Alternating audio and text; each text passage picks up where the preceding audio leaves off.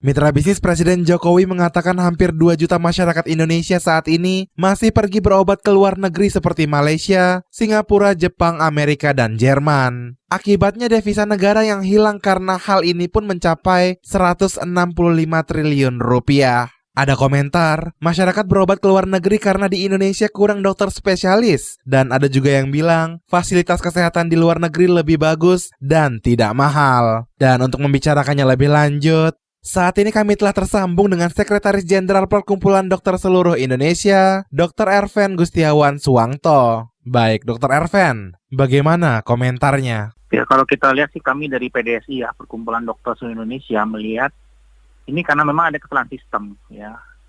Kita lihat curhat dari pasien, bahkan pengalaman saya sendiri ketika membawa orang tua berobat ke luar negeri. Mereka bisa menyediakan obat dan alat kesehatan yang lebih murah. Setelah kita telusuri, salah satunya ternyata pajak untuk alat kesehatan sama obat itu bisa 0% di mereka. Di kita kadang kalau rumah sakit beli CT scan MRI aja kena pajak barang mewah, bayangkan. Makanya dengan adanya kasus di Dijen Pajak yang sekarang lagi heboh gitu ya. Ini juga menjadi pertanyaan bagi kita.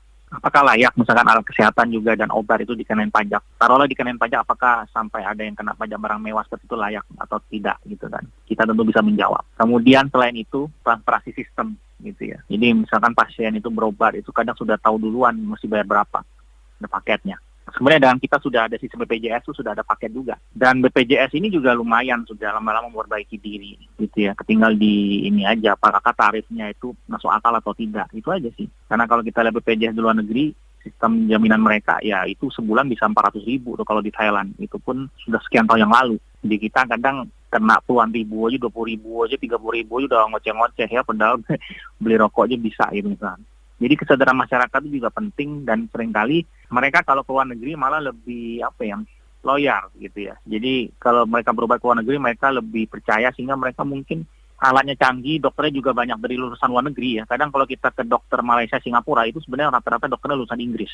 Jadi pertanyaan kita, apakah kita juga bisa segampang itu dokter lulusan luar negeri? Jangankan dokter asing deh, maksudnya dokter WNI sendiri. Ketika mereka dokter umumnya lulusan Indonesia, tetapi ngambil spesialis di luar negeri, mereka gampang nggak balik ke sini? Sudah banyak curhat di DPR semua, ternyata nggak gampang. Seringkali WNI kita sendiri ketika lulus dari luar negeri dipersulit karena misalkan organisasi profesinya masih tunggal. Kolegiumnya masih di bawah organisasi profesi, kolegium spesialisnya. Sedangkan organisasi profesi sifatnya ormas, politis. Kadang nggak mau tersaingi gitu kan. Nah makanya ini juga sistem ini harus dibentuk. Apakah nanti semua wewenang izin praktek, wewenang untuk adaptasi dokter luar negeri itu harus dikembalikan ke negara. Jangan ke organisasi profesi yang ormas tadi. Dan kalau bisa, kalau memang ormas ya sifatnya hanya sebagai serikat pekerja dan nggak boleh tunggal harusnya. Karena di luar negeri itu baru-baru ini kan ada laporan terhadap seorang dokter Singapura ya yang sering jelekin organisasi profesi dokter Indonesia. Dan organisasi profesi di Indonesia mengirimi surat ke organisasi profesi dokter di Singapura untuk memberikan hukuman ke dokter itu gitu kan. Nyatanya jawaban dari organisasi profesi Singapura itu jelas ya, beredar di masyarakat bahwa organisasi profesi di Singapura itu tidak memiliki wewenang untuk menghukum anggota lah, apalah gitu. Nah ini hal-hal kayak gini nih yang harus dikerjakan oleh pemerintah dengan revisi undang-undang kesehatan nanti. Semua wewenang ini praktek segala macam itu harusnya nggak boleh lagi ke ormas yang mengaku-ngaku organisasi profesi. Dari sisi pendidikan juga sama ya, maksudnya gini, pendidikan kita itu seringkali kan kaku sekali, makanya dari pemerintah juga dengan revisi undang-undang kesehatan itu mau menjadikan university base ke hospital base, karena memang di luar negeri itu pendidikan spesialis itu training, bukan lagi akademis di kampus sebenarnya, sehingga mereka malah digaji bukannya malah membayar, kayak di kita masih membayar, dan akhirnya itu menghambat jenis spesialisasi baru. Kadang perlu spesialis baru atau enggak aja didapatkan di muktamar organisasi profesi yang sifatnya politis. Tentu saja langsung ditolak sama spesialis yang lain ketika ada spesialisasi yang baru, ya kan? Karena takut saingi tadi. Nah makanya saya bilang jangan lagi diberikan ke ormas. Nah kalau di luar negeri kan bebas, mereka mau sekarang itu di luar negeri itu spesialis itu sangat beragam. Jadi pasien itu banyak pilihan. Jadi mereka juga misalkan spesialis bedah. Bedah itu bukan hanya bedah umum terus sekolah lagi ngambil bedah kanker, enggak. Mereka langsung bedah payudara begitu. Bayangkan, di kita kalau bedah payudara lulusan asing masuk ke sini langsung dihambat.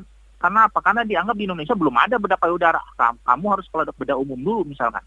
Habis itu baru ngambil bedah onkologi, bedah kanker, bukan bedah payudara pula. Jadi harus mengerti bedah kanker dari ujung kepala ujung kaki di Indonesia. seakan-akan mau menguasai ujung kepala ujung kaki, tapi nyatanya ya nggak fokus kan. Nah kalau di luar negeri orang mau kanker payudara, orang datangnya ke dokter bedah payudara, bukan ke bedah kanker gitu loh Mas. Jadi kurikulumnya kaku, masih university based, belum lagi intervensi dari organisasi profesi, sehingga banyak spesialisasi baru itu nggak dilarang berkembang di sini. Begitu kira-kira. Mungkin tidak dalam beberapa waktu ke depan, Indonesia dapat mengurangi pasien yang berobat ke luar negeri atau bahkan menciptakan health tourism untuk menarik pasien asing. Kalau memang revisi Undang-Undang Kesehatan masih memuat peraturan organisasi profesi tunggal, saya rasa nggak bisa. Terakhir dari draft DPR yang terakhir masih tunggal, saya lihat susah. Jadi mau nggak mau nih kita tunggu dari draft dari pemerintah bagaimana dan di paripurna DPR nanti bagaimana. Karena sebenarnya itu yang jadi masalah, ada monopoli kewenangan di situ. Jadi makanya saya bilang ini bagus saat kemarin Pak Jokowi bilang mau mempercepat, tapi sekali lagi PDSI menanyakan juga mempercepatnya bagaimana, apakah masih organisasi profesi tunggal? Pasti nggak bisa. Apakah masih university base? Ya itu harusnya hospital base. Ya. Memang saya dengar pemerintah sudah mulai mengarah ke hospital base segala macam, nah kita tunggu saja sih. Cuma saya harap dengan media massa, dengan wawancara seperti ini itu memperkuat komitmen pemerintah, dan pemerintah harus tahu caranya bagaimana ya. Jadi tujuannya, goalnya ke arah situ ya, caranya tadi saya bilang tadi Mas, kira-kira. Demikian Sekretaris Jenderal Perkumpulan Dokter Seluruh Indonesia, Dr. Erven Gustiawan Suwangto. Saya Ari Yudhistira.